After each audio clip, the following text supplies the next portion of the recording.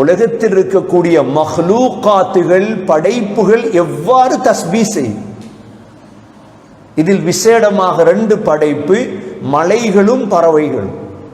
இந்த 10 தலையங்கங்களை தான் இன்று 92 ஆயத்துகளை வைத்து சுருக்கி எடுத்திருக்கிறோம். ஏனென்றால் சென்ற பாடங்கள் நாம் அல்லாஹுடைய ஷௌக் லிகாவை பற்றி பார்த்தோம். அல்லாஹுவை சந்திக்க வேண்டும் என்ற ஆசை கல்பில் உள்ளவர் எப்பொழுதும் தஸ்பீஹிலே லயித்திருப்பார். ஷௌக் லிகா ஒரு மனிதனுடைய கல்பில் வந்தால் நாக்கில் தஸ்பீஹ் இருக்கும். அந்த அளவு பெருமதியான ஒன்றுதான் தஸ்பீஹ். அல்லாஹ் இந்த ஆயத்திலே தாயிகளை பார்த்து, நபி அவர்களை பார்த்து, நபியே நீங்கள் ஃபஸப்பிஹ், நீங்கள் தஸ்பீஹ் செய்யுங்கள்.